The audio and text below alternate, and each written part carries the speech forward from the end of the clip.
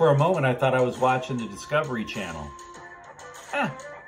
There was Clay Helton emerging from the primordial ooze of the swamp of failed coaches. And he said, you know, I really should have fought harder for my culture when I was at USC. What? Dude, you should have fought harder for wins.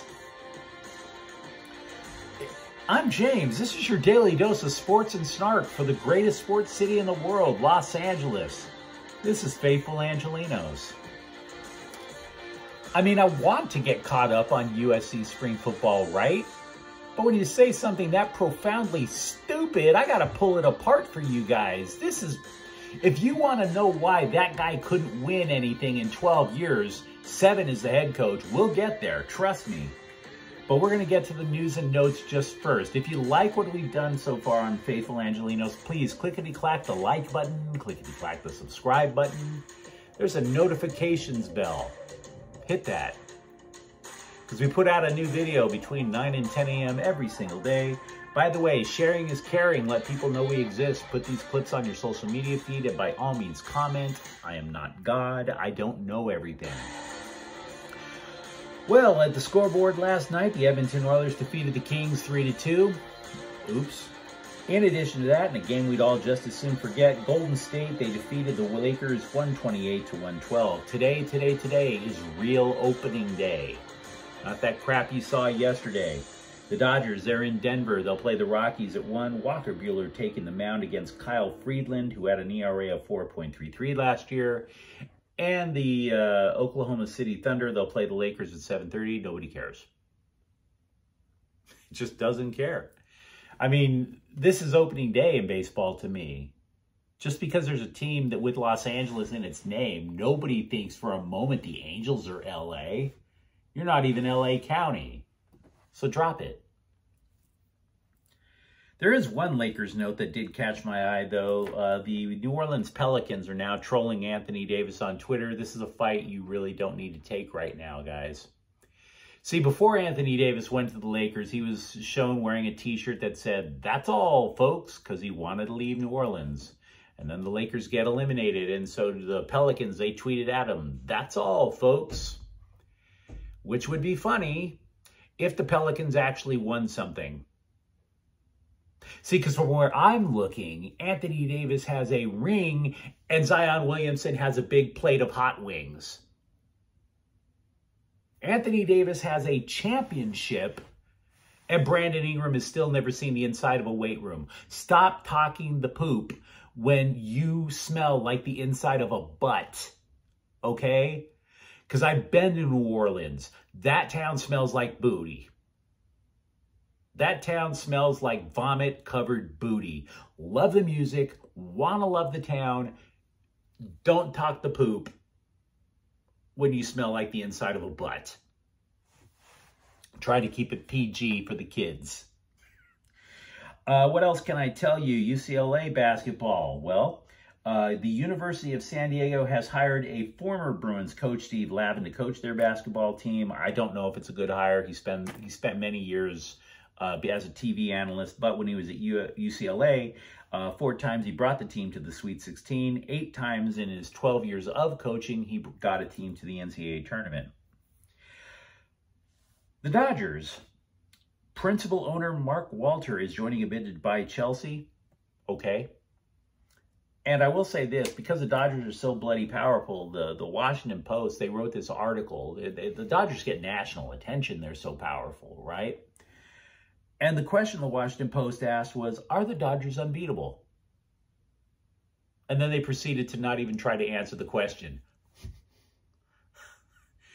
I don't know if the death of American journalism really is Fox News or MSNBC, but I will tell you, I can't go there, but I will tell you this. Woodward and Bernstein are rolling over in their graves right now. What the hell is that? If you're going to ask a question, could you at least attempt to answer it? Are the Dodgers unbeatable? Can you? Anyway, let's talk USC football. I really wanted to do a deep dive into their defense, but Clay Helton came out of the woodwork with this quote. This was a doozy. Probably the biggest lesson I learned. Fight like hell for innovation and fight like hell for your culture. Yeah, dude. Because USC didn't have a culture that produced championships and Heisman trophies for decades, right? You were going to be the savior. Sure you were. Let's break down a difference between Clay Helton and new coach Lincoln Riley, shall we? Before you start talking about culture, shall we? Fight like hell for your culture. You had 12 years at SC, 7 as the head coach. Your culture, what was it exactly? Murdering your own quarterbacks and mistakes?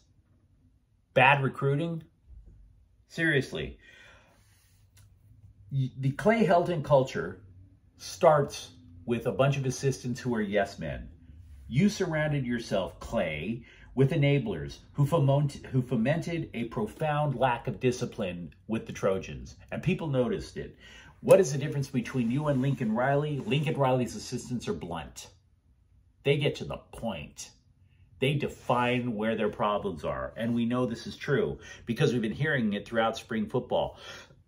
Defensive line is going to be an issue for the Trojans. They admit it, at least so far, because there's no depth and they're undersized. Okay, define the problem, then you solve the problem. They like their offensive line. The new coaches do. They lack depth. Okay. If you're level with your players, if you level with your fans, we'll accept it. We know it's a rebuilding thing. Speaking of assistant coaches, Clay Helton's culture, instability. Offensive lineman Andrew Voorhees spent 5 years at USC, 3 offensive line coaches. So you're trying to learn an offensive system and then you have to unlearn it for the new guy who teaches you how he wants you to block, and then you have to unlearn it for the new guy who wants you to learn a new system all over again, and then that guy leaves as well.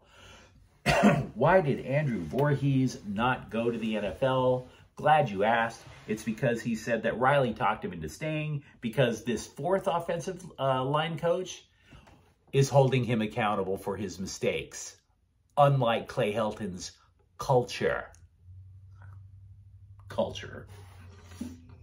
By the way, how do we know that the Helton culture was mistake-filled? Well, because there are now at least 3 players who are smashing the former USC assistant coaches who have left. All saying that they were not held accountable, not teaching them how to play football. Backup quarterback Miller Moss. USC never worked on red zone offensive plays. Really? USC never worked on red zone offense. What were you going to do? Throw a Hail Mary pass from the opposing team's 5-yard line? Really? Yeah. Here's another example. Running back Darwin Barlow said running backs didn't even bother to learn the playbook because offensive coordinator Graham Harrell never ran the ball. Why be accountable? Why learn the playbook when you're not going to be held accountable and your number's not going to get called? Unbelievable. As a result of instability with the offensive line coaching, as a result of never running the football, USC eventually became a place for quarterbacks not to go to. Remember, USC used to produce NFL-ready quarterbacks. They were a factory. They were just churning them out on an assembly line. The only NFL quarterback that we can recall during the Clay Helton tenure is Sam Darnold, and that dude is one step away from the XFL. You have lost in your culture, Clay. You lost JT Daniels. You lost Keaton Slovis. You lost Jackson Dart. You lost them all. And if you think for one moment that Caleb Williams was coming to USC to play for you, you're out of your mind. Nobody would think that outside the walls of an insane asylum. Look, we talked about how USC no longer builds quarterbacks. We talked about all the current players who threw your assistants under the bus because they were unaccountable yes men. But let's talk for a moment about the air raid offense. The air raid offense, when you rely that much on the air, is basically a glorified high school offense. It's sandlot football. How do we know this? Because coaches say so. Coaches say you have to balance it with the run. in order to work. And Lincoln Riley does that. Lincoln Riley has become a success with the air raid because he knows how to run power running football in the air raid offense, even without a tight end. How does he do it? Well, there is tape that you can find online. In Oklahoma, you have 5 linemen. Maybe you don't have a tight end. So what do? You take 2 linemen from one side, and at the snap of the ball, they are hauling ass, pulled to the other side to create a mismatch. 5 offensive linemen overloading one side, and you run a counter play, and the runner is gone. There is a reason that Oklahoma University with the air raid offense produced 6,000-yard rushers. They produced running backs just as much as they produced quarterbacks and wide receivers. But the Trojans never did pull linemen, and therefore they had no way to run the football. There was no mismatch created. So yeah, when you're passing the ball 70 to 80% of the time, defenses are going to figure out what the hell's going on. So let's talk about what the culture is overall, because to me, the culture was epitomized in the season opener 2019 against Fresno State. That was the last time I went to see a live USC football game. It was a season opening kickoff, and USC got flagged. You idiots got flagged. Why? Because USC had 2 players on the same, wearing the same number on the field. You had theoretically been practicing special teams all summer long for your opening kickoff, and not one of your assistant coaches said, hey, wait a minute, why are 2 people wearing the same number? You idiots. That was your culture, Clay. And then, oh, by the way, that was the debut of the air raid offense, right? This no tight end thing. You decided to get rid of the I formation that worked for decades with SC, and you're running this air raid with a freshman quarterback, JT Daniels, and because it's a new offense and nobody knows anything yet, Fresno State eventually decided to go for a 46D. They ran an all-out blitz. And my friend and I looked to go, oh, shoot, they're running an all-out blitz. He's going to get murdered unless he calls timeout. But he didn't know how to hot route, so he didn't call timeout.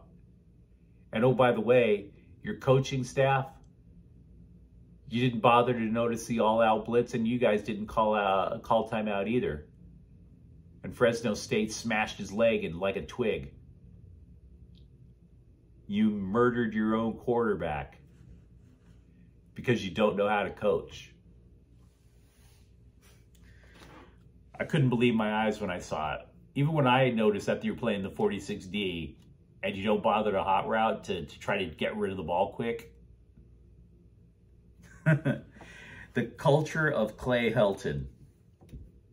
The culture of Clay Helton is mistake-prone coaches and players, out-of-shape players, a quarterback murdering scheme, and coaches who don't even like to recruit, Clancy Pendergast. Yeah, your culture. You can fight like hell for your culture at a junior college in Georgia for all we care.